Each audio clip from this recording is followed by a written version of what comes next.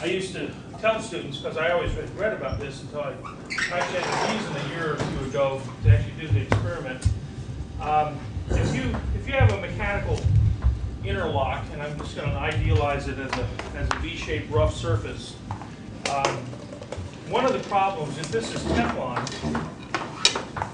if you remember, Teflon has a surface energy of 18 dynes per centimeter, which is one of the lowest surface energies of anything we know.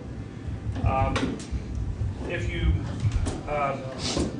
try to put water on top of Teflon, Teflon beads up because water has a surface tension of 72, and so the water will form a bead that looks like that, and it won't really get down in there because of the contact angle. If you go through a surface energy of 72 and a surface energy of 18, you're going to find it doesn't want to wet the surface because this is already a low energy surface. So in general, if you try to pour water onto a sheet of Teflon and then freeze it, you'll find that it'll just pop off very easily. But I'd always heard that the trick, if you wanted to bond something to, or bond water to Teflon, is not to put water, spray liquid water on it, but to condense steam. So if you have a water vapor up here and you got Teflon, now if you condense steam on this, the steam will condense down in here, and because of the contact angle, you actually trap it down in here with a favorable contact angle, and you'll get the water that forms up here, and now it is mechanically interlocked. So for 20 years, I was always telling students this story, but I never tried it, and then I had a situation where someone was asking the question of if you fly a carbureted airplane, you can get icing in the carburetor, okay, because you're vaporizing the fuel, but you've got the humid air coming through, and as the higher velocity and stuff, you'll basically end up cooling things by just the expansion of the gases and stuff will cause cooling, basically kind of an air conditioner effect, if you will. And you actually can cause the humid air to freeze, and you'll develop ice in the carburetor. If you get enough ice in your carburetor, you don't want to get any flow, and all of a sudden your engine doesn't run without fuel and air. Okay, not a good thing. And so planes crash because of that. So there was a study run by the Canadian Aviation Administration, like our Federal Aviation Administration, the CAA up there, where they actually tested a Teflon-coated carburetor because people said, oh, we want something with low surface energy so the ice won't freeze on the carburetor. And they got mixed results. With different testing, sometimes they found it was beneficial and inhibited icing. In other cases, they found it actually made it worse. Well, it turns out you don't really need something to inhibit icing. They have something called carburetor heat. If the pilot knows how to pilot, he just flips on the carburetor heat, and they basically take some of the exhaust gases and heat up the carburetor so that you won't condense the moisture on it. But if the pilot forgets to turn on the carburetor heat, and by the way, you can get icing in Florida in 80-degree weather, okay? So it doesn't have to be particularly cold in Minnesota or something. Anyway, so we ran a test a year and a half ago to see if Teflon really does work. So I actually ran that test, and we took a cheap Teflon-coated pot, which you can buy at Walmart. This one actually happens to be steel. Cut out the bottom of it, put it on a heat sink, because in order to condense the steam, you got to have a temperature gradient, right? You can't have steam up here that's hot and have it condense down here unless this is cold.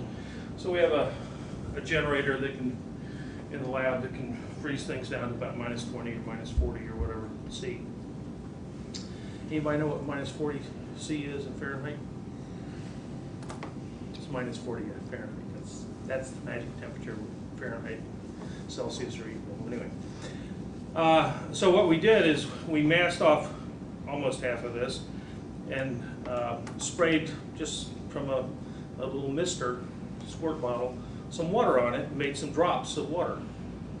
And then we basically turned on the cooling so that we would condense moisture and form frost on this. So this side had no drops, this side had drops, And afterwards, you form this kind of thick layer of frost on here. And if you take, I have a video of this somewhere, but I couldn't find it. You take it and you go to scrape it, the drops of water pop right off. You have these frozen drops that were not bonded.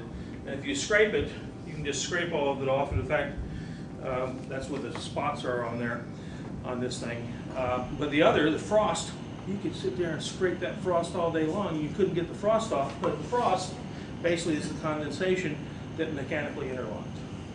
So there's a trick.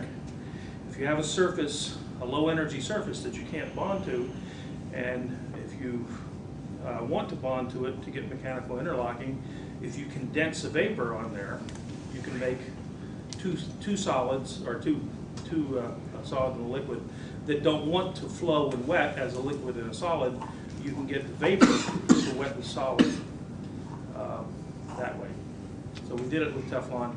And that explains why sometimes carburetor icing, or Teflon would be beneficial to stop carburetor icing if you actually have drops of water. If you're flying through a rainstorm, Teflon would be good to stop the freeze up of the drops of water in the air. But if you're just flying through humid air, and what you have in Florida, you have humid air mostly all the time in Florida, right? Anybody ever lived in Florida? It's always humid. Of course, you're surrounded by water. In any case, you actually end up, Teflon actually is an excellent bonding surface and doesn't help when you're condensing things. Just a little aside. I have a question. Yeah? Why is, normally I'm expecting things to be attracted to areas of lower energy. Yep. So what's special about Teflon and water that makes it not want to form any, that basically is keeping out of that defect region? Keeping out of it because this is lower energy surface. It doesn't want to wet because the water on Teflon is not going to lower the energy in the system. It'll raise the energy in the system. It'll raise the energy in the system. However, if you can force it down in here and condenses in here, the contact angle, okay, I mean, if it's condensing, you actually now have a driving force of a temperature gradient, if you want to think in thermodynamics, okay? The temperature gradient here allows it to condense down here, and now the surface tension actually holds it in that thing, okay? Once it gets in there, it's hard to get it out. The only way you're going to get it out of there is to vaporize it out. You're not going to mechanically break it out. So in a sense, it's showing you even van der Waals bonds that may not be energetically favorable can still be extremely strong. Remember, primary bonds have potential strength of 3 million psi, and van der Waals bonds have a potential strength of 300,000 psi. They can become very strong if you can get them to form. What's keeping them from forming here is the water doesn't want to spread across the solid. The liquid water doesn't want to spread across the solid. But if you can somehow get them into intimate contact, in this case because of a temperature gradient, that temperature gradient essentially overcomes the inhibition of spreading. You're getting it to condense rather than to flow. And if you get it in there, it actually will be held on by the surface tension. The contact angle here is actually holding it down inside that pore. Does that make sense? Yes. So I'm using a temperature gradient here to defeat what would be the normal process of just pouring liquid on a low energy surface and it would just beat up and fall off. But in the presence of a temperature gradient, I can actually overcome that thing and form the liquid down inside the surface pore and get it to stay. But the inherent bonding of van der Waals bonding is still strong. It's just I can't usually form it if I can't get it to spread across the surface on a microscopic scale. So in a sense, it kind of shows you, if you really understand the fundamentals of things, you can sometimes work a way around what nature usually hands you, okay? This first one here is basically an isothermal system. This is an isothermal system, and you can get around the surface energy with a non-isothermal system. If you're thinking in terms of thermodynamics, you have a different energy source here. You have the non-isothermal, non-equilibrium situation, as opposed to the one with liquid and solid. It's an equilibrium situation. And in equilibrium, water will not bond to Teflon. But in non-equilibrium situations, you can beat it, right? So And it's actually things like that of thinking differently about problems. In the material selection, I give an example when you watch the videos of rolling steel reinforcing bar. In one company, everybody was trying to roll the 3/8 inch diameter reinforcing bar faster. But it turns out when you're already going 60 miles an hour on this hot piece of steel in a rolling mill, you can't go any faster. Other people have tried. And so the guys at Chaparral Steel said, well, rather than going faster, maybe we should roll slower to get more throughput. Because the goal is throughput. Okay? And then what they did is, instead of, it's kind of being redundant what you watch in the video, instead of having a single bar, which you're going to put into the rolling mill to make it smaller, they basically took a flat strip and then split it in two. And then again, they had two flat strips, they split those in two again, and then they rolled those little square strips into rounds, and they had 4 bands of steel coming through the rolling mill instead of 1. And you can go half as fast, but if you got four bands instead of 1, you get double the throughput, right? So to go faster, sometimes you have to go slower. But you have to ask, the important thing is asking the right question. You know, everybody else was asking the question, well, how do you go faster? Well, no one could go faster. There were certain instabilities. But if you go slower, sometimes you can work a way around it. In that case, they basically took 1 band and split it into 4. Okay, so. Get 4 smaller bands though? No, well, you're rolling it. You're starting out with a big bar of steel and trying to roll it into a 3/8 inch diameter bar. Oh, Okay. So you're rolling it down. So you're still starting with a big one, but instead of a round big one that you're going to turn into a small round one, you're going to start out with a flat. I mean, they roll strip anyway, and then they split that in a roll. They basically have a roll that just shears it into 2 pieces. Now you shear that again, and you got four squares going through. It's easy to roll a square into a round. Okay. Yep. So now that I kind of understand the science of how that works, what's like an engineering application of that? Well, engineering. Whether you want to put carburetors on ice. You know, this was always sort of a little aside of how do you break the rules. And it wasn't until someone said to me, well, what about carburetor icing? That question came up. I said, oh, I teach that in my class, okay, of how I can, under certain conditions, the carburetor ice would stick. But let's say now it has to be something that's fairly expensive because it's going to cost you a lot more to create non-isothermal system to lay something down than to just pour a liquid over it, right? But if I had a surface, a polymer surface typically, that was so difficult to bond that I couldn't find anything that would wet the surface, well, here's another way. I can use a different form of energy, in this case a non-isothermal or non-equilibrium condition, and I can turn that surface into a bondable surface. Okay? Now, let's say it's not water and Teflon. Let's say this is some sort of plastic that I've got to bond to. I'm building some nuclear weapon or something that's very high value added. I really can't think of anything that's more high value added than a nuclear weapon. Okay? If you start talking about pounds of something, you know, what you'll pay dollars per pound, it exceeds spacecraft at $20,000 a pound. Okay? Nuclear weapons don't weigh very much, but we spend millions of dollars building something that weighs only a few pounds, right? The value per pound is very high. So let's say I needed to bond to I needed a low energy surface because I needed good lubricity, but I needed to bond something to it. Well, I could change some region of that non-bondable surface into a bondable surface. I don't have to use water. I could use something that, let's say I wanted to condense silver on the surface or something, or tin on the surface, and then I would bond to the tin. I've changed the surface into a bondable surface. I mean, I don't know of an application. It took me 20 years to find an example that actually showed that one little phrase I read in some handbook somewhere once said that you could do this to Teflon, to bond to Teflon, but you know, someday someone's going to come to me and say, we have an application, we can't bond to this surface. Well, all I have to do is change the surface into a different material. And I can, by doing a trick like this, I can change a low energy surface into a high energy surface that's easier to bond to. Is that an answer? Yes. It's an answer. I don't know if it's any good, but it's an answer, right? But to a certain extent, the principle of that is a lot of times when you're faced with a problem, you just have to think in the opposite direction. In fact, I've often said that I've made a career out of thinking in the opposite direction. I never wanted to work on what everyone else wants to work on. If people want to work on nanotech and biotech and stuff, I don't want to work on that area because there's a lot of bright people working in that area.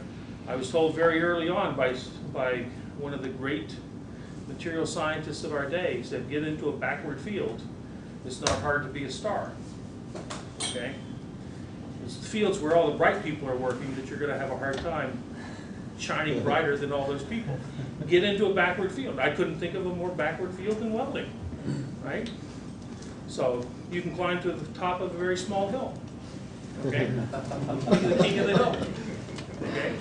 In fact, I remember my daughter, who's now 32 or whatever, came home one day when she was about 10 or 11. She said, Daddy, so-and-so down the street says you're the top expert in your field. And I said, Linda, if you define your field narrowly enough, there's no one else there. It's like my mother came in third in the French contest when she was in college. It snowed that day and only 3 people showed up, and she came in third. Okay? So it's really, you know, if you get rid of the competition, which actually is another principle, getting rid of the competition. After World War II, the United States controlled 75% of the steel industry in the world. Anybody know why? We had bombed out all the competition, right? There was no bombing on our soil in World War II to speak of, okay? But everywhere else, Japan, Europe, I mean, we wiped out the steel industry in the world. And so American steel was the king of the world in 1946. All you have to do is get rid of the competition, right? Mafia learned that a long time ago. Anyway,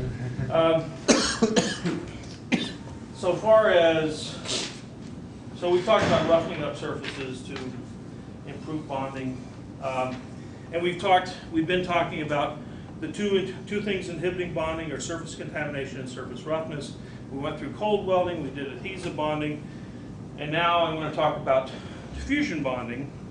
And diffusion bonding is basically just cold welding where I add heat so that I don't have to apply as much pressure as I do with cold welding. Okay? So, I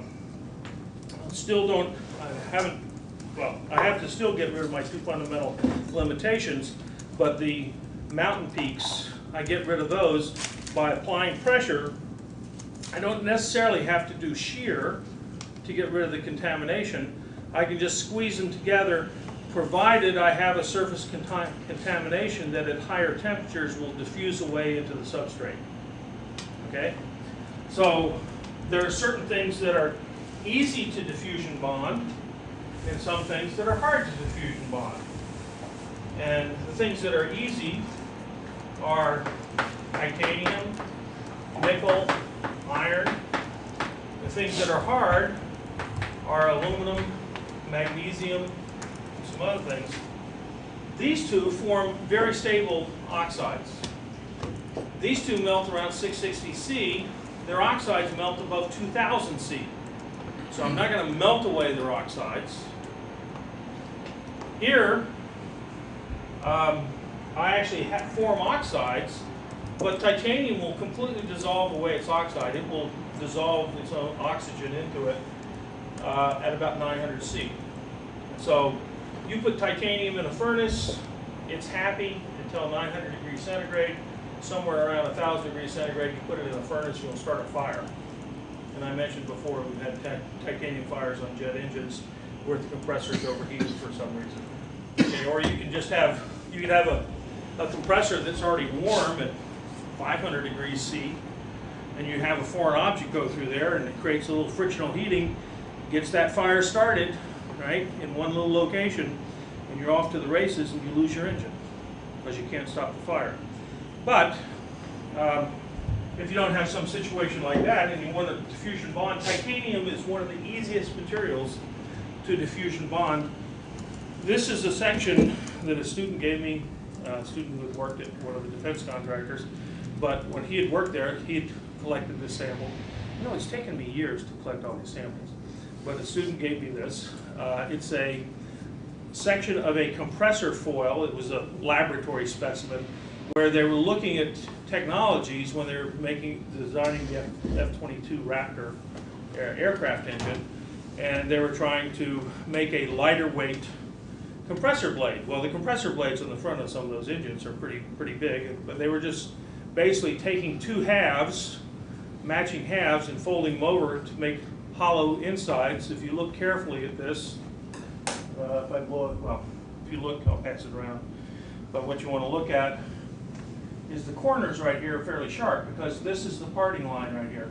And they basically formed a seam weld right here, so they took two pieces of titanium they machined and just put them together, and then put pressure on it and put it in a furnace and diffusion bonded it. Now, I don't know if that's the technology they ended up using for the Raptor. That was basically something they were developing, and that's just a little slice of a little laboratory sample. But it is a diffusion bond. I have some other diffusion bonds up here that I'll show you in a little bit. But anyway, diffusion bonding is essentially the same thing as cold welding with heat.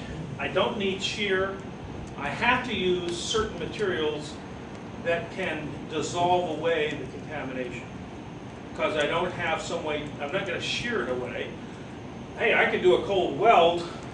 A friction weld is basically a cold weld where I apply enough heat that I essentially heat it up to soften the asperities, and I extrude out the contamination, right? So a friction weld is sort of not necessarily a diffusion bond. It forms fairly quickly, but in a diffusion bond, I'm applying heat. I'm doing it without shear to get rid of the contamination.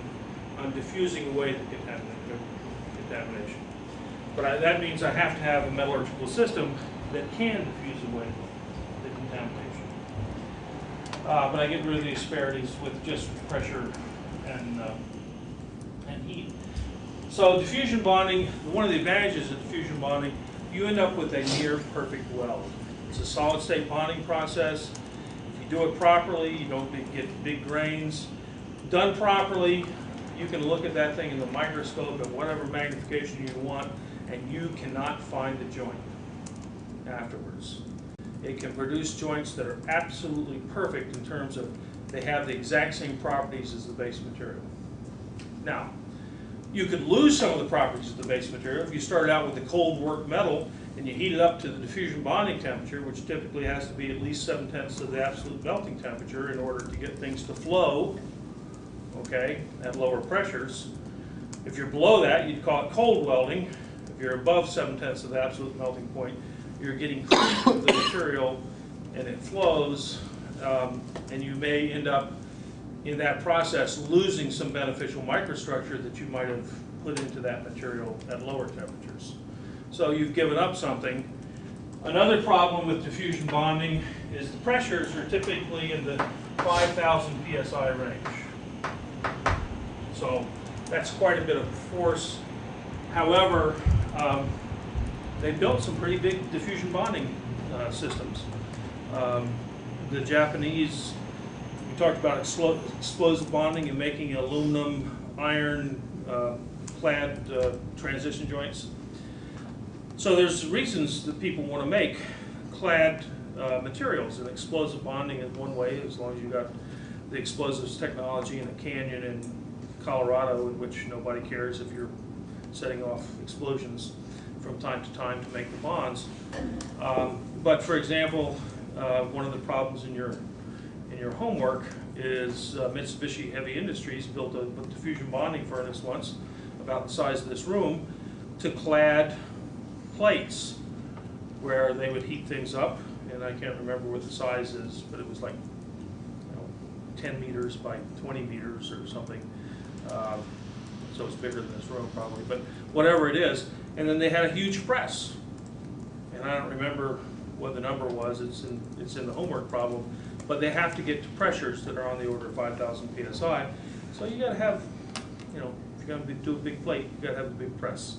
Maybe it wasn't 20 meters by maybe it's 20 feet by 60 feet rather than 20 meters by 60 meters. But it was a 10,000 ton press or something, okay, to be able to get very big bonded areas. Now, some of the tricks in that, if you have circular geometries, you actually can form fixtures. If I wanted to diffusion bond, and I may want to diffusion bond some turbine parts, and I can make the outer fixture out of something that has a low coefficient of thermal expansion like molybdenum and has very good high temperature strength because it doesn't melt until like 2600 C. And I can make these parts out of nickel-based superalloys, put the parts in. If they're machined to fit this part very well, when you put them in the furnace, the molybdenum doesn't expand, and I can get huge pressures in compression on a circular geometry. And that's used all the time. You go down through an aerospace engine plant, and you will see in the diffusion bonding area all kinds of huge molybdenum fixtures. It's just a big molybdenum tube. You stick that in the furnace, and that's what applies the pressure, just by using thermal expansion. Okay? But to make large parts by diffusion bonding, you have to have high pressure, and you also have to have a lot of time. Okay? Typical diffusion bonding times are tens of hours in the furnace. Typical value of a furnace, a small furnace being a small industrial furnace, is $1,000 an hour for processing time. Okay? So it's fine for aerospace parts that are worth $2,000 a pound or $200 a pound after fabrication, but you're not going to make automotive parts by diffusion bonding. You can't make millions of parts by this technology. But you can make a lot of aerospace parts. So high temperatures, high pressures, and long times. It's an expensive process, but if you have the right metallurgy, you can have a near perfect joint. Now, another advantage is it can make dissimilar metals. You can bond dissimilar metals. This is actually just the front page of a book by the British Welding Institute called Welding Dissimilar Metals. This is not actually a diffusion bond, but it's a friction weld, which is just, in a sense, a more rapid diffusion bond. But you can see this is copper to a steel, and you can see the difference in mechanical properties. You also see how the copper, this actually was a warm diffusion bond. The copper had large grain size, but when you ran this thing, all this mechanical work actually gave you a finer grain size, which usually has better properties. The unfortunate thing is you're going to cut that off. Okay, it's not a useful material. But at the interface, you still have very fine grains, and sometimes you can get better properties at the interface. This actually has a lot of mechanical work, but I just thought it's a pretty picture. Okay. But one of the advantages, since diffusion bonding is a solid state joining process, you can join a lot of dissimilar materials, which is something you have to do in a lot of high temperature systems. This is actually a plot showing welding of dissimilar materials.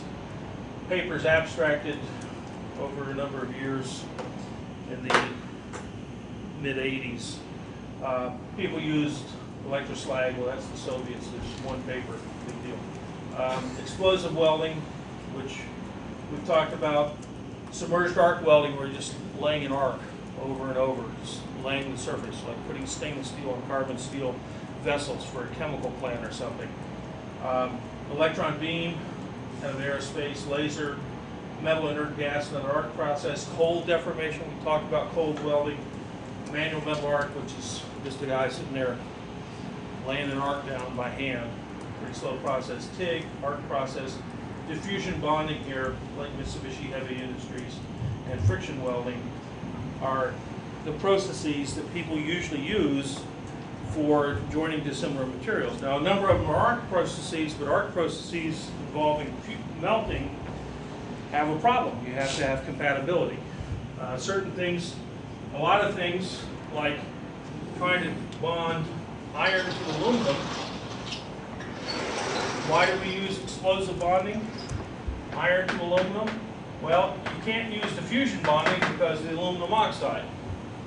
But the problem is you can't just melt these together, because this one melts at 660 C, this one melts at 1500 degrees C. And so they're incompatible in their temperatures, they're incompatible in their oxide, they're also incompatible because you form all kinds of intermetallics. Fe2Al, Fe3Al, FeAl, and all of these are very brittle. You get a brittle interface in that joint, okay? So we use, in this case, for the transition joints, we use explosive bonding because it's a cold welding process. We can't use diffusion bonding.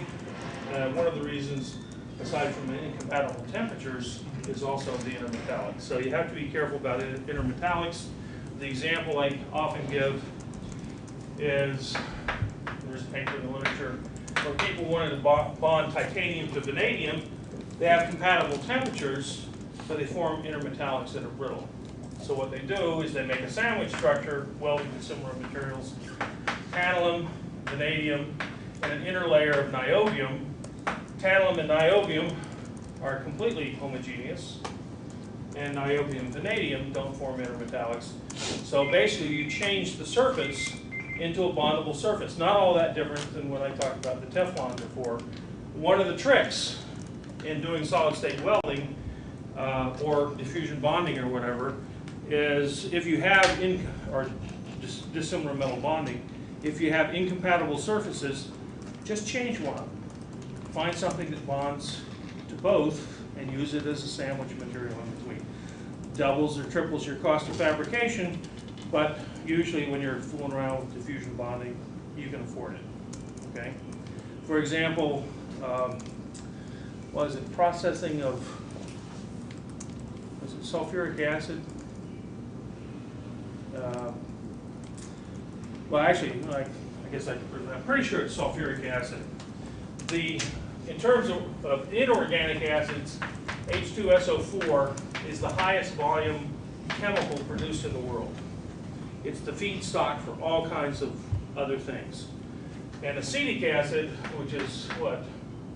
HC2H3O2 or something?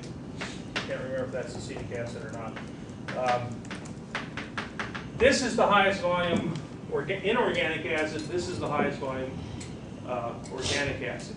Acetic acid is used to make acetate plastics and all kinds of other things, pharmaceuticals and stuff. This one, when you process it, this one actually is the catalyst for making gasoline. Okay?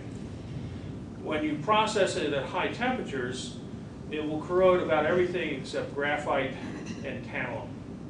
Tantalum is completely resistant, but tantalum is the cost of silver. Well, you don't want to build big hydrocrackers out of silver, or not silver, something that costs as much as silver, so you use titanium clad steel, or tantalum clad steel. You might make that by explosive bonding.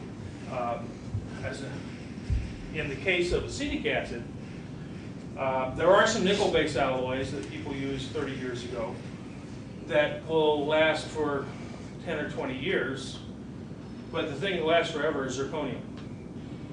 Titanium sort of works, but it can form some explosive compounds along the way, so it's good. But zirconium, on the other hand, is completely resistant to acetic acid. So the best acetic acid manufacturing vessels nowadays are zirconium-clad steel. Okay, and it's a big industry. Turns out, was it Texas City, Texas, is in the United States is the center of acetic acid production. And the companies that make zirconium, there's only a couple of them, but they run welding, 3-day welding seminars on how to weld zirconium. Okay, the only other people who weld zirconium are the nuclear engineers who use them for cladding on nuclear reactors, right? So actually, I was involved a year and a half ago. The famous chemical company, BP, decided they wanted to take over the acetic acid business in China. And so they Actually, they didn't develop the technology. They bought it from Monsanto, which it had been developed for Texas City, Texas. But Monsanto went into the growing corn business and got out of the chemicals business. They wanted to go into a higher value added of seeds and pharmaceuticals and things like that. And so they sold their acetic acid business to BP. In the 1980s technology they developed, that is a lot of plants in Texas, they worked a deal with the Chinese in the early 90s and said, we'll sell you they didn't say we'll sell you the 1980s technology, but they sold the technology as used in Texas, okay? Except that was the 1980s technology, right? The contract didn't say, we're gonna sell you 15-year-old technology. They said, we're gonna sell you the technology that we use in the world's largest plant, okay? And so the Chinese said, great, we'll buy the technology, and they paid tens of millions of dollars in royalties. They paid $100 million to buy the plant. And what did they get?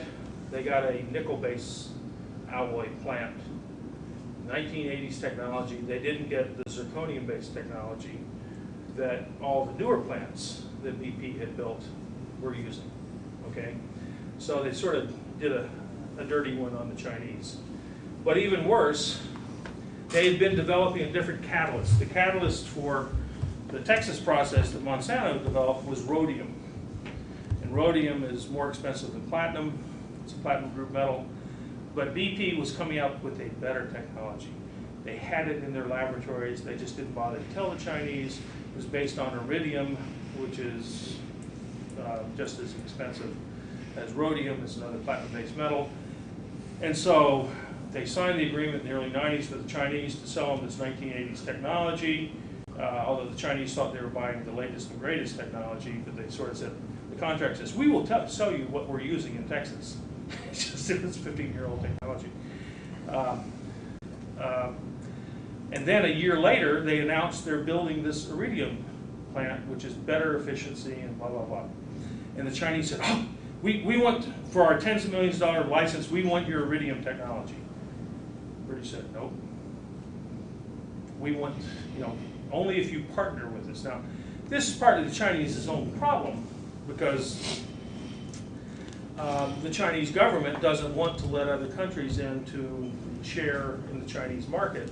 They just want to export acetic acid to the United States, right? And wipe out all the jobs in Texas, right? Because they have lower labor rates. And so, but the British, basically, this was their end to force the Chinese to partner with them so that they would have joint plants using the iridium technology.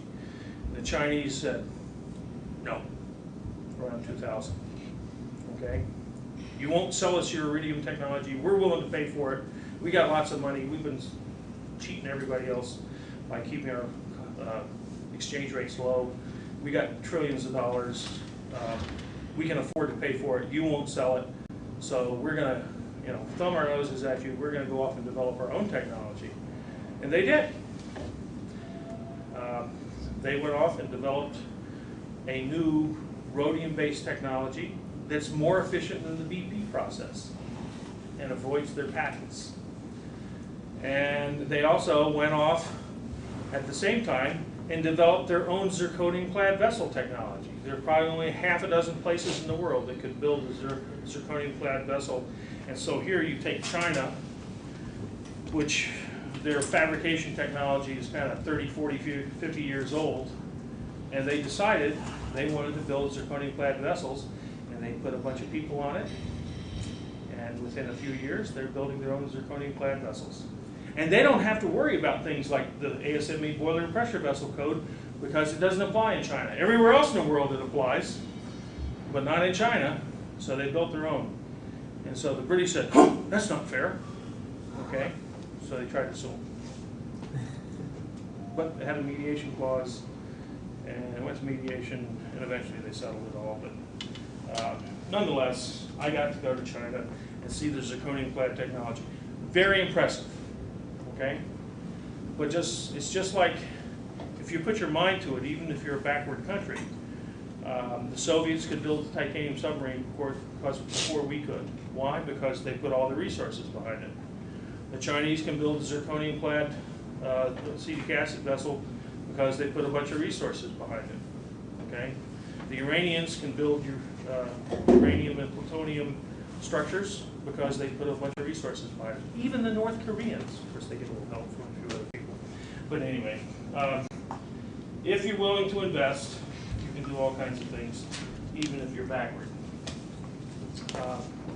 So far as diffusion bonding goes, what happens is you start out with this asperity contact with oxide and contamination layers.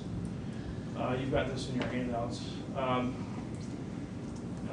you apply pressure and heat, and you will squeeze down some of those contacts, and you will have deformation of those contacts at lower pressures. If this was cold welding, it wouldn't be 5,000 psi, it'd be 50,000 psi or more, right? So temperature has reduced the stresses that you need. And then this is called the initial asperity contact. Then the first stage of diffusion bonding, as you get diffusion, the atoms transported across here, you will keep a small grain size and you'll get a grain boundary at the original interface. And you'll still have a few pores, but the pores shrink over time. Now it's taking hours for all this to occur. Eventually you get to the point where the grains will grow across the original interface, which is a grain boundary in the contaminant. But eventually you'll get grains go across that, and as the grains go across that, they will trap some of the pores in the middle of the grain. And this is called the second stage. And then the third stage is where you've gotten rid of all your grain boundary in the interface. You essentially have nothing but a few pores that are trapped in the inside. And they're trapped there forever, because the diffusion that gets rid of the pores is grain boundary diffusion. And that can be 5-10 orders of magnitude faster than the volume diffusion. If you wanted to get rid of that pore on the inside of a grain, sure, heat it up for 1,000 years and you can get rid of it, okay? But no one wants to, at $1,000 an hour, you don't want to use it that long in the furnace. So third stage is the end. First and second stage, and it's a question of where the grains are. Now that brings up the limitations of diffusion bonding. You want to do this at as high a temperature as possible, to do it as the lowest pressure possible. But the problem is, as you go to higher temperatures, the grain growth becomes more rapid. And so if you go to too high a temperature, you're going to skip through stages 1 and 2 too quickly, and you end up with lots of pores at the interface. So you want to do it at as low a temperature as possible to get the best interface possible with the fewest pores. So at the high temperature, you have the advantage of using lower pressures and shorter times, but you're going to end up with more voids at the interface. So you've got to pick an intermediate temperature that is a balance between all of these things. Modest pressures, modest times, and an acceptable amount of porosity at the interface. You often can find the remaining porosity at the interface in a lot of the systems. Titanium is one system where, if you do it right, you have a fairly wide processing window and you can get rid of all the pores. If this is properly made, I haven't taken it to a microscope to look at it, but you can get rid of everything and make a perfect bond. Yep. Would cracks be more likely to form at those pores, or are still at the grain boundaries? No, they're just weak like a perforated piece of paper. Okay, they are weaker. If they're small enough, you can tolerate a few pores. I mean, you can do a fracture mechanics analysis on the size of these pores, and if there's not too many of them. Now, one of the problems is they are all aligned on the bonding interface, and it's just like a perforated piece of paper. If you have too many of them, you've weakened it. But too many, you got to have a porosity of the interface of several percent of the bonded area before they're going to join together and weaken it. In fact, there have been studies, not diffusion bonding, but some arc welding studies with porosity in aluminum. You can tolerate 2 to 5% porosity and not degrade. The tensile strength or the impact strength. Now fatigue strength could be a problem because these little cores, you can get cracks growing from each one of those. So you can get lots of fatigue cracks starting and growing together. So you might hurt fatigue strength, but your tensile strength, you want to affect tensile strength until you get 10-15% porosity, okay? Your impact strength, you might affect at 5%. Fatigue strength, you could affect it 2 or 3%, okay? So it's a question of what strength you're trying to get out of it, okay? Other questions? Okay. What else do we want to say about diffusion bonding? Oh, okay. Superplastic forming and diffusion bonding. There's a process that was actually invented, or rediscovered is the better word, by Professor Backhoffen, who was a faculty member here, who was leaving the day I came as a faculty member, but I worked for him when I was a sophomore. And he was brilliant. He just looked at the world through different colored glasses, okay? He had a different way of thinking about things, and so in that sense he was very inventive, very creative. But in the late 50s, early 60s, he started looking at the effect of grain size on strength of materials. Now there were some guys, South African and a British guy, Nabarro and Herring, who did some studies showing that as the one beneficial thing in steels and many other alloys, but mostly in steels, and steels being 95% of all metals we use, the one thing that can give you both increased strength and increased toughness is fine grain size. It's really the only thing that gives you both. If you want to get increased strength by alloying, you can do it, but you usually lose toughness while you do it. And really, for a good structure, you need both. So fine grain size is a real advantage. And so Al Backhoffen started looking at trying to make fine, very fine, ultra-fine grain materials. Typical grain size, if I were to put back up this picture that I had before of diffusion bonding. But typical grain size in metals could be 15 microns, about a half of a thousandth of an inch, to 100 microns. Typical steel might be 60 microns, the size of a human hair. Okay? Above 100 microns, we usually call it coarse grained material. You can look. Okay? If you look at this thing, this steel probably has 60 micron steel. This is probably 200 or 300 micron, even millimeter size grains in this copper down here. Right here, this interface in here. Very long. Right in here, you could have grains that are ultra fine. They could be 1-2 microns in size. Ultra fine grain material. We've actually made nano grains nowadays, which are even finer. But back in the 60s, the way to make fine grain material was to cycle through a phase transformation. And it turns out aluminum zinc has a phase transformation. It goes from one crystal structure to another. And you go up in temperature, then you go down in temperature, and you keep forcing it to transform from one crystal structure to the other crystal structure.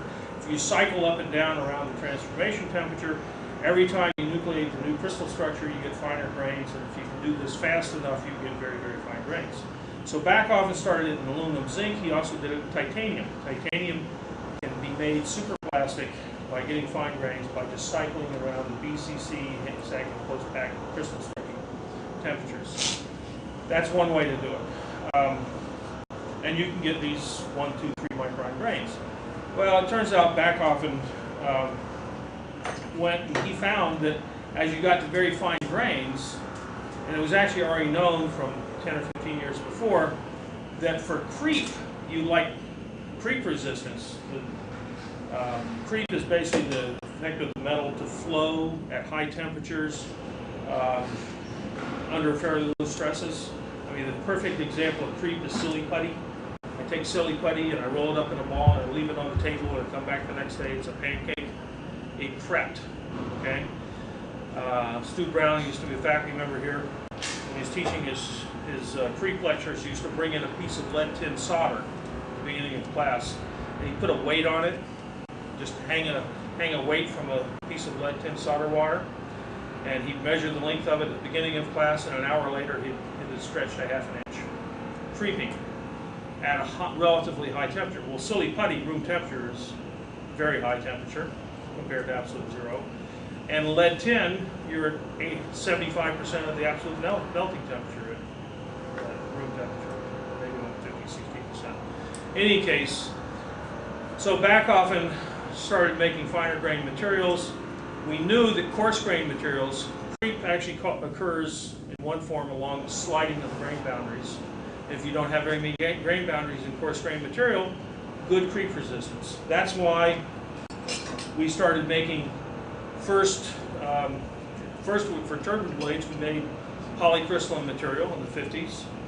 Then in the early 60s, we actually did directional solidification, where we columnar grains and all the grain boundaries were parallel with the stress direction. And who cares about a grain boundary if it's parallel with the stress direction? It's only when it's perpendicular that they slide, or actually 45 degrees. And then we made single crystals. To get to the highest temperature, you get rid of the grain boundaries completely, and now you have excellent, much better creep resistance because you get rid of the grain boundaries. Well, so Backhoffen's trying to make fine grains, and what he found is you can start getting creep at even lower temperatures. And in fact, the creep can go so fast that it's basically creeping while you're pulling it. And you pull it in a tensile test, a very fine grained material, and it can be creeping along the grain boundaries at the rate you're pulling in a tensile machine over seconds or minutes. Today it's called superplastic forming. Well, Backhoffen, being a good scholar like he was a good scholar. He was sort of a jerk in other ways, but he used to throw theses back at his graduate students. So, get this piece of junk out of here. That was his evaluation of 6 months worth of work by the doctoral student. I don't want to see this till you come up with something better. And so the students would go back and come up with something better. That was the feedback. Okay. He wasn't the best manager in the world, but he was actually, if you were an undergraduate or master's student, he was a very nice guy. Anyway, so Backhoffen starts studying this stuff, and he finds that he can get metals not just to stretch 20 or 30% before they break in a tensile test. He can get 400% stretch. And this is what's called superplasticity today. You can stretch it like silly putty. Same type of thing. If you get fine enough grains, it becomes superplastic. And so he was working with aluminum zinc originally, and in order to show that you could do some incredible forming, he went down to some of the silversmiths south of here and got some of their old dies. This was for a sterling silver candy dish. Well, he took a aluminum zinc sheet that he made in the lab here, a student had made in the lab, and they drew it into a candy dish shape in one draw. Now, when I came back here as a faculty member, they were using this as an ashtray for cigarettes, so there's still some ashes in there. Maybe I'll clean it out. But this actually deserves to go back to the Smithsonian as the second superplastic material. The first superplastic material was actually invented by the Germans in 1938, but because of World War II, it got lost in the literature. So the Germans actually were doing a similar thing in 1938. Because of World War II, it got lost until the early 60s. So Backhoffen did it in aluminum zinc in the laboratory. He also did it in titanium. And what's used today for titanium alloys is called superplastic forming diffusion bonding. So how does this all fit together? Well, if you want to make certain types of titanium compressor parts for jet engines, you have a real problem if you have to start out with a chunk of material like this and forge it into some complex shape like a turbine disc. Okay, so you might have a flange on here and something coming up from here for the hub of the disc. You're going to machine this, but you have a similar type of thing over here. This might be the forging, and then you're going to machine away things to make something even thinner, okay, for this turbine disc. At the time, the Air Force was coming up with buy-to-fly ratios. Anyone ever heard of the buy-to-fly ratio? Typically, if you buy 30 pounds of titanium, you'll fly 1 pound, and the other 29 pounds goes off as machining chips, okay? Now when you're paying $30 a pound to buy, and you got a buy to fly ratio, you're paying $1,000 a pound for the finished product, right? Just for the material without the machining or anything else. So the Air Force was concerned about the buy to fly ratio. And the advantage of superplastic forming, well, first of all, to forge it into a complex disc like this, you may have to go through 4 or 5 sets of forging dies to take this shape into something complex like this. And then you got to machine it, okay? Well, turns out with superplastic forming, you can just put it in like silly putty in some warm dies and just squeeze it for half an hour. And in one set of dies, now the dies have to be dies that can take high temperatures, you can do superplastic forming into what we call near net shape. And now your buy to fly ratio might be 4 or 5 to 1. And now your material cost is not the equivalent of $1,000 a pound. Your material cost is down to $150 a pound. Okay? Big savings for turbine parts made out of titanium because of superplastic forming and diffusion bonding. Okay? Now, what you can do is you can make more complex things than just simple circular geometries by making several of them, and then remember titanium diffusion bonds very well, diffusion bond them together. And so most of the aircraft, the Air Force, some of the Navy aircraft that were developed in the 1980s, the engine technology makes heavy use of superplastic forming and diffusion bonding to get the material costs down because of greatly reduced diffusion buy to fly ratios. So I always figured someday I should send this to the Smithsonian. Maybe I should clean the ashes out first. Actually, I think I have a couple of those. Now, the other story on this is in the 60s, IBM used to make something called typewriters. Typewriters, ancient technology for putting print on page. But they had Selectric typewriters and stuff. They made all kinds of business machines that have little parts, complex parts. And they decided they wanted to use superplastic forming to this new technology invented at MIT and use aluminum zinc. That's what this is. And they had a huge program at their research labs in the 60s to try to make small business parts for little things like typewriters and copying machines and stuff out of aluminum zinc alloys. And they finally canned the program because they never could solve the problem that once you have creep, you have the beneficial creep for forming, but in an aluminum zinc alloy, in titanium, you can do some other things to transform the crystal structure and you can get rid of the creep problems of fine grain size, but they never could get rid of them in the aluminum zinc alloys. So these little business parts they were trying to make very precise. You can make them very precise, but you put them out there in service at room temperature, and over time they would creep just like silly putty. Now it might take a year or two, but all of a sudden your precision machine was no longer a precision machine. Now apparently, the guy who was managing this program was somewhat of a jerk. And so when he got canned, the people who were working in the business with him gave him an ashtray made out of aluminum zinc, superplastic aluminum zinc, with a rubber band around it, just to add a little stress. Okay, sort of going away gift. So you got the idea of what they really thought of him. Okay, then the next thing historically that sort of came along was transient liquid phase diffusion bonding. So one of the problems we have with diffusion bonding is long times and high pressures. And one way to get around that, we kind of know that if you have to start with a solid and have diffusion occur in the solid, it will take a lot of time, and to get rid of those asperities, to form those asperities takes a lot of pressure. We know in the soldering or brazing operation, you can get rid of the asperities by interposing a liquid, right? Just put a liquid in between and you take care of all the hills and valleys because the liquid fills them in. And diffusion in a liquid can be 5 orders of magnitude faster than in a solid.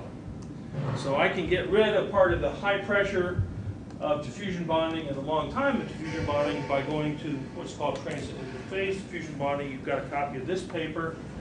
TLP bonding, trademarked by Pratt & Whitney in 1972. This is like a 1973 paper out of the Welding Journal for joining heat-resistant alloys. Now what they were joining, in fact, was nickel-boron alloys. A lot of your nickel-based superalloys in the jet engine are, and I know some of you probably never, how many people have never seen a phase diagram? Probably the majority of you, I suspect.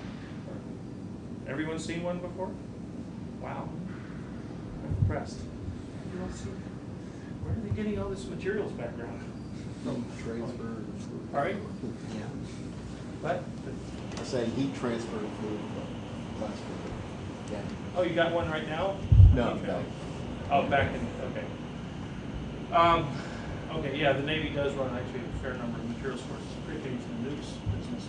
But nickel-based superalloys, if you add boron to nickel alloys, you get a big drop in the melting temperature from 1455 C to around 1035 degrees C.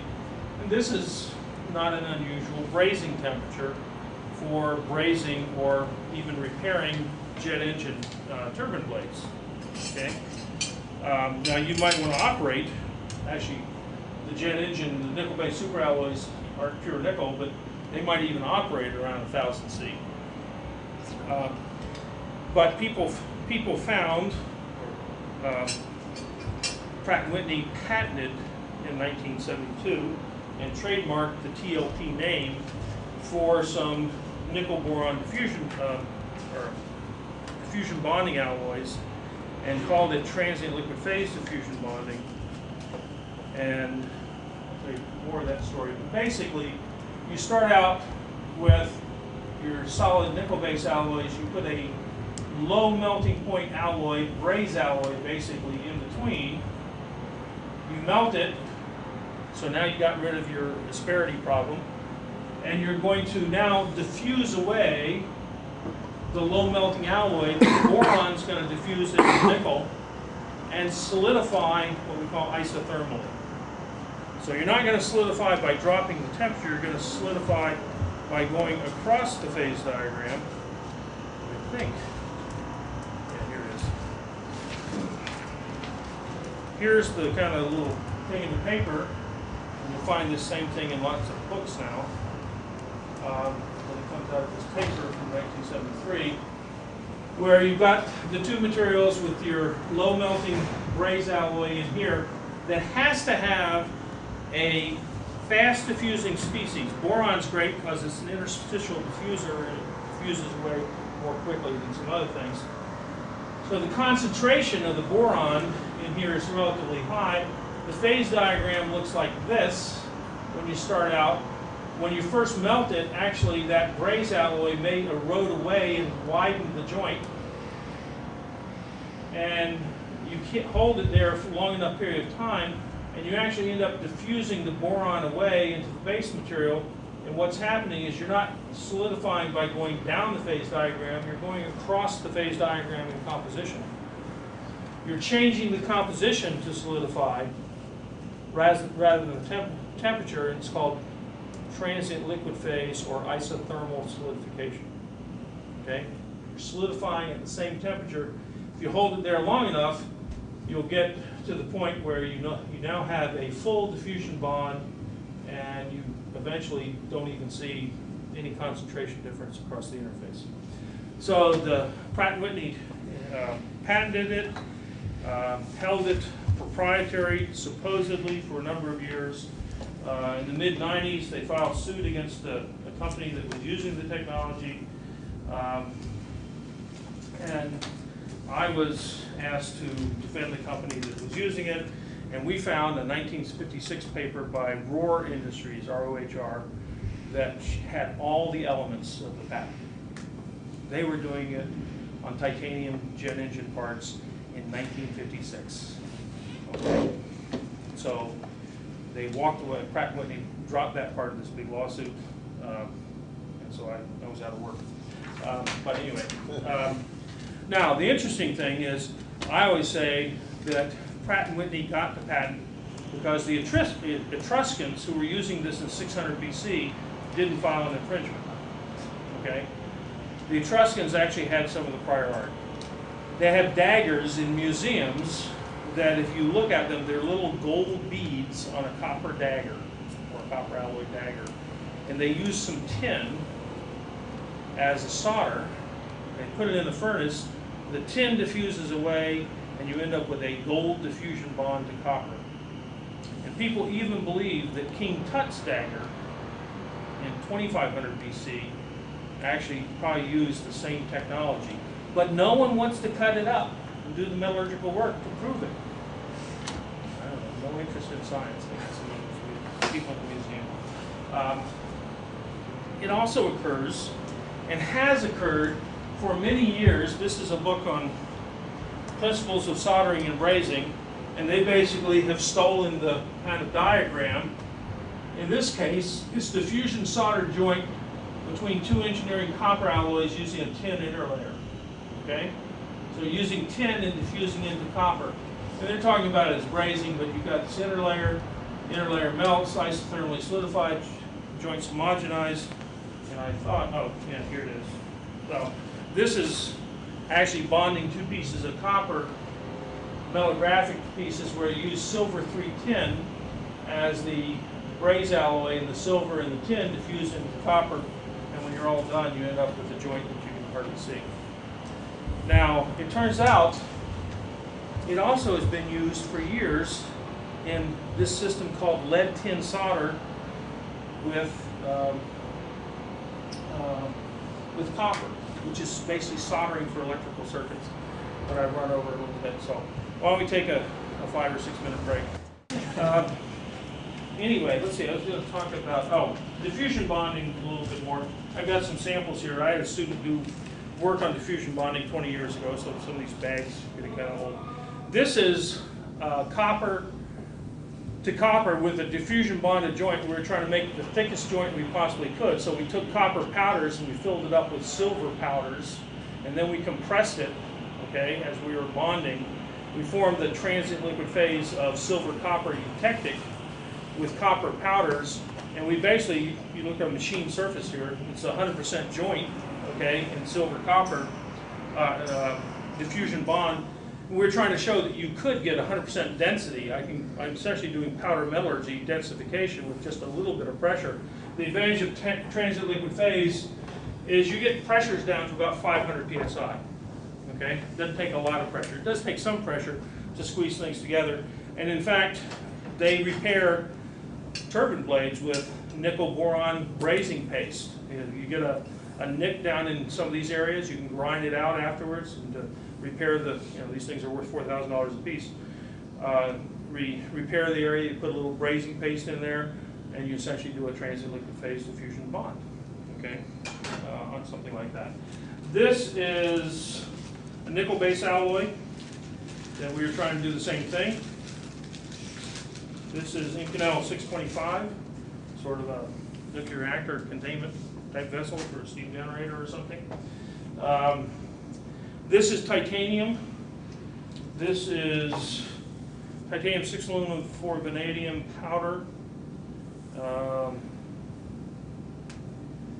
And 40% melting point depressants. I have to ask Mike what the melting point depressants, where he put something in there, and you actually, it's been machined into a tensile specimen that you can see is about a 1/4 inch wide joint there. Okay, that student's thesis was to try to see how thick a joint we could make, kind of for how can you repair parts. Okay, make a little paste and fill in joints. Okay, so that's an example of transient liquid phase diffusion bonding in a number of different alloy systems. Now, there are some other examples I was going to tell you about soldering. Lead tin soldering, since you know phase diagrams. Lead tin solder, when we get to soldering tomorrow, lead tin has been the alloy of choice for hundreds of years. Lead melts at 327 C, tin melts at 212, and you got a eutectic at 183 in here. Come down lead, about 63% tin. You have a eutectic at 183, that's supposed to be a horizontal line. And if you solder copper, you essentially, lead doesn't dissolve in copper, but tin does. So let's say I use a 183 solder, which is the most common lead tin solder people use for electronics. And I hold it at a temperature like this, I can isothermally solidify by going across the diagram like this. As I diffuse the tin into the copper, I leave the lead behind, and I end up with a joint that could be, depending on the temperature, I might end up with a joint that's 90–95% lead and has a very high melting point. One of the advantages of transient liquid phase, you can actually form joints at temperatures below the final melting point of the ultimate joint. And actually I had a student in the early 90s who was looking at using this and developing very low temperature solders for joining gallium arsenide for these phased array radar type gallium arsenide joints. He was working for Raytheon, and he wanted to bond gallium arsenide to the substrate with an excellent joint, and so we used very low temperature solders, indium, tin, things that melt like 56 degrees centigrade. You do a phase diagram sort of like this. You hold it at 100 degrees centigrade for 2 or 3 hours, and you end up with something that doesn't melt again until 600 degrees centigrade, okay, or 300 degrees centigrade or something in some of these cases. Well, so one time, I got a phone call from Raytheon, turns out here in Waltham, and they said, we got a problem. Can you come see us? So I go out and I see them, and they say, well, we're building some transformers that control the control rods for the Navy nuclear reactors, for the nuclear subs. And we had a problem. Each one of these transformers is worth $500,000 a piece. We had 3 of them in the furnace. And while we were doing the bake-in at 200 degrees centigrade, we noticed a little puddle of solder, okay, right next to one of the seals where the electrical feed freeze comes in. And we analyzed it. It was eutectic lead tin, but because these things can operate in a hot reactor environment, we were supposed to be using 95.5 lead tin solder, 95 lead, 5% tin, that didn't melt until about 300 degrees centigrade. And we think that it's okay, but the Navy won't buy these 3 transformers. It's $1.5 million worth of product. They're telling us to scrap them. And we don't think we have to scrap them. And I said, well, how do you know that they're any good? Well, we took some, basically, the solder they were talking about, they had a copper shield around the coils, and they were supposed to solder a ground wire to the ground shield, this copper shield that was surrounding this transformer. And they were supposed to make it with this high melting lead, high lead solder, but someone by mistake had used the eutectic lead tin solder. And when they did the burn-in at 200 degrees C, right in here, of that eutectic lead tin, and the burn-in takes 24 hours. They had to just keep it at 200 degrees C for 24 hours, make sure some of the polymer things in there didn't degrade and stuff, and do some of their tests. They said, we took some of these things, and we put them in the furnace, and when we did a tensile test on them, and even though we made them with lead tin solder, just making solder a sheet of paper, a sheet of copper to a wire, we took a tensile test and put a weight on it, stuck it in the furnace, and it didn't fail at 300 degrees C. I said, of course not. You got a transient liquid phase diffusion bond. I said, what's that? I said, so I explained all this. If you hold it for 24 hours at this temperature, you're going to get isothermal solidification as the tin, the excess tin you put in there, diffuses into the copper, and you march across here to somewhere over here, and the final bond you got is the high lead bond that you intended to have if they used the proper soldering alloy to begin with. And they said, oh, that's great. Can you write us a letter on that? I wrote a letter and I included the TLP bonding paper from the April 1973 Welding Journal. And they gave it to the NAFC rep, and he bought off on it because it had the right title, Transient Liquid Phase Diffusion Bond. Well, that explains it, right? We had a title. We could give it a title. It's like a note from your doctor. All right? All right? It's like a note from your doctor. It is. And so I was a note from the doctor. So actually, I didn't solve the problem at all. They had actually solved the problem. I just knew the paper, and I could write the letter on my letterhead. So some guy bought off on it, and so they didn't have to throw away. I made $600. Raytheon made $1.5 million. Right? What a deal! I got to figure out a better mechanism to do the billing. So that was one example of TLP, and I didn't solve that problem. I just explained what the problem was. So another time, I was called by a company up here on the North Shore in Beverly, and they were making cross-field amplifiers for the Navy, for NavAir. This or was it NavAir? I don't know. What's the Aegis missile system? It's part of the phased array radar for the Aegis electronic warfare system.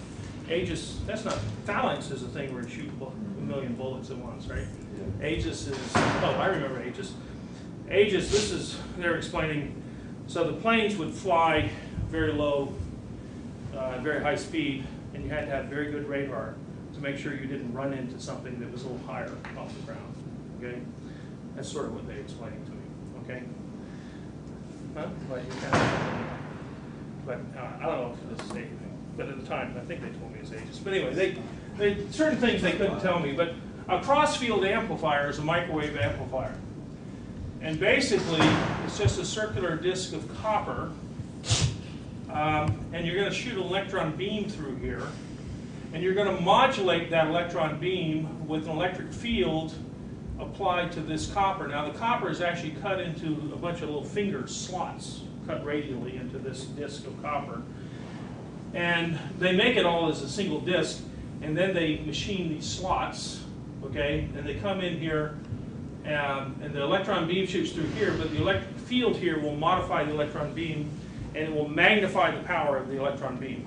So you're trying to get radar frequency power by modulating it with low power. So it sort of acts sort of like a little transistor. You know, you've got a small base current that gives you a high peak current in the transistor. This sort of is a microwave equivalent of a transistor. How do you get high power? By modulating something at radar frequencies. Well, the tip of this thing is molybdenum, because when you pulse the electron beam through here, this high power electron beam to generate the radar energy, you would generate enough heat that you would melt the copper. Okay? The pulse power of this beam would melt the copper, so they put molybdenum, which melts at 2,600 degrees centigrade, has a thermal conductivity almost as good as copper. It's 60% of the thermal conductivity of copper. But they only want a small little layer so it doesn't melt the surface, because if you destroy the finely machined surface here, you'll distort your electric fields and you end up with junk. But then you want the high thermal conductivity of copper to carry the heat away so you can keep pulsing this thing, okay, and keep generating radar, high energy radar.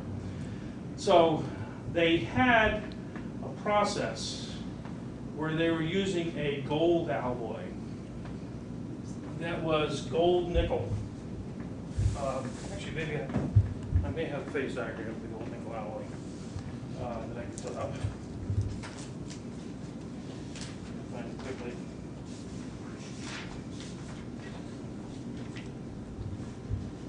Yeah.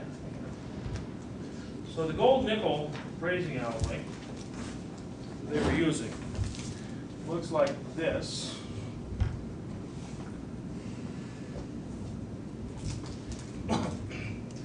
And it's the eutectic here. There's nickel at 1455, gold at 1063. The eutectic is at 955 at 18% nickel. It's 82% gold. Okay, it's sort of a pricey brazed alloy. But they were using this to join the copper to the molybdenum. The problem is you form nickel-3 molybdenum intermetallics. Okay? and they're brittle. So that was bad. Turns out when they took these joints, these molybdenum copper joints in the crossfield amplifier, okay, that little joint right there, and they would bend it, they get like a two degree bend, and the thing would snap because of the brittle intermetallic. But that's what they were using. That's what NavAir had bought originally on this design, and they said, we need a better joint that can give us more ductility. And I said, well, gee, you know, this is one of these consulting projects. Management calls you in, and you're surrounded by a table full of 10 engineers, and you know, kind of, you're going to steal their watch, but you got to trying to find the answer from them because you don't know the answer, but you want to take their money and their watch. So anyway, I said, well, you know, what you really need to develop is a transient liquid phase diffusion bond. They said, what's that? I said, well, if you have the right braze alloy in here, you should be able to create a joint where you diffuse away the low melting component of the melting point compressant in the transient liquid phase and not form an intermetallic. But you gotta develop the right metallurgy, and I don't know what the right metallurgy is, and you'd have to pay me some money to do this. Well, he said, well, that's interesting. This meeting lasted about 2 hours. I'm sort of shortening it. They said, we actually did something like that. We took this braze alloy that was 35% gold. Instead of 82 gold, 18 nickel, which they've been using, which gave us this bad stuff. They'd gone to 35% gold, 63% copper, if I remember, and 2% nickel. Okay? And that much nickel, even with molybdenum, wouldn't form these brittle metallics. The activity of nickel is way down. Okay? And they said, we've made these joints, we braced it with this joint, and we can take that thing and we can bend it back on itself 180 degrees without breaking it. It doesn't snap at 2 degrees. And I said, have you done any metallurgy to see what it looks like at the interface? Oh, no, we haven't done that. I said, well, I can do that for you. So I bring it back to the lab, and I tell the student to look and see what's going on with this braze joint. And he comes and he says, Professor, I can't find the joint. I can't find the braze alloy. And I go look at the microscope. There is no braze alloy. They had formed a transient liquid phase diffusion bond. The gold had diffused into the copper, because those two mix completely homogeneously. And the nickel hadn't formed a brittle intermetallic. They had formed a TLP joint. They didn't know what they were doing, but they had formed a TLP joint. And the problem they had, I called them up and said, well, you guys have already formed a TLP joint. Dumb luck. Okay, I didn't call it dumb luck. I said, well, so you've already solved your problem. They said, the Navy won't buy it because they say, we're just trying to save money. They want the high gold alloy. So I had to write another paper, or another letter, copying this TLP paper. It's a very valuable paper that published for me. And so at that time I made a couple $1,000 because I had to go up there, had to come back to metallurgy, okay. And so now the Navy has a ductile joint, transient liquid phase bond, great reliability, okay, of that joint. And they convinced NAVC it's okay to save money. Okay? Isn't that great? Anyway. So that's the story of the crossfield amplifier. It turns out, I've learned since then, that if I go back to this lead tin thing, when you build electronic circuits, you have a printed circuit board, and you want to check the reliability, you often will do what they call burn-in. Anyone ever heard of burn-in of your electronics? After you put all your components on the printed circuit board, you then put the whole thing in an oven and let it, you might actually run some current through it at 200 degrees for 24 hours, sometimes 48 hours. And it turns out, if it survives that, you decided it was very good.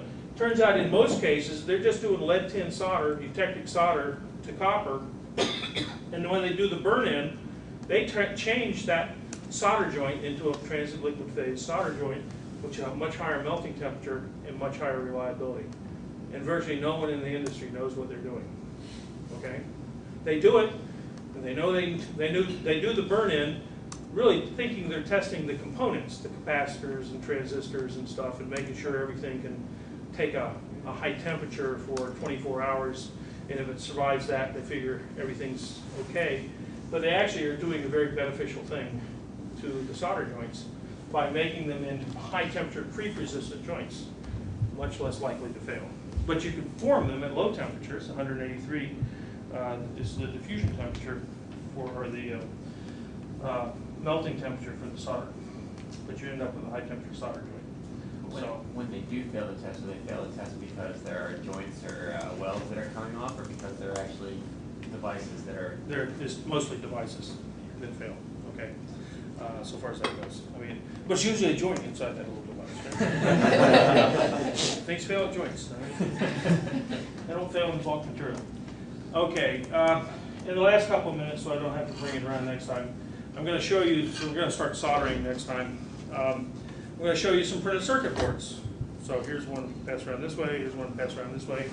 I think that one's like 21 layers, and they start out with a piece of plastic that's copper coated, and then they may change it so it's tin coated, okay, on the copper.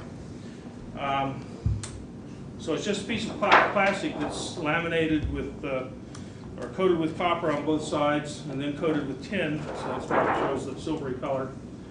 And it has a bunch of holes in it, or places for holes, and they're going to put all kinds of computer chips on here. The final printed circuit board is bigger than most people have seen.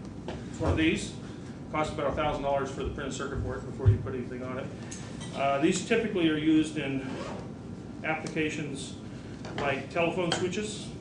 Okay, when you're switching all kinds of telephone signals back at the main thing. So if you got a cell phone station or something that's going to do things. Now this was all 10, 12 years ago. Maybe computers have taken over some of this stuff, but actually this is Cisco Systems. It sits right there. Okay. Okay. So anyway, so this is kind of internet switching and things like that. But to make this, it's up to 21 layers of those sheets that have to be bonded together. But this composite, so this is a pretty fancy composite, and it gets a little pricey for that circuit board.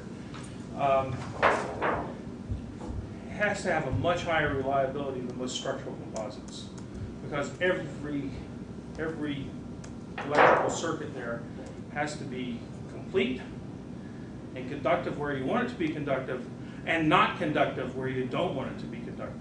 So you need 21 layers with perfect registry when you laminate all these things together. It's basically an adhesive bonding process to put them in a big press and squeeze these things together. So you have little fiducial marks where you line these things up. They have laser scanners to check and make sure that when you plated the copper on here that you're getting it where you want it and not getting it where you don't want it. So that you don't end up with short. Because let's face it, you laminate this thing together, how are you going to go inside there and fix it? Okay? You can't. So how many thousands of little joints, or hundreds of thousands of little joints, in a 21 layer composite are you going to have?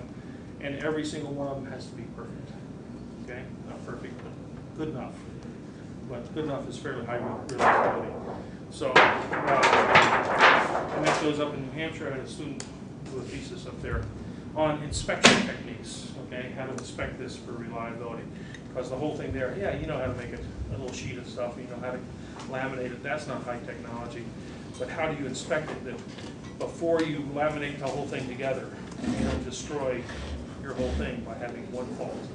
It's just like the perimeter bonds on the semiconductor circuit, one bad bond and you're liable to have a junk piece of chip, right? So the printed circuit boards are some of the same thing. When they're making composites, you got a higher quality requirement than virtually anything else. That may only be $1,000, but the final product is probably a $50,000 circuit board with all the components on it. Okay, so per pound of whatever you're building is a pretty high value added product. Okay, so I'll let you go 2 minutes early.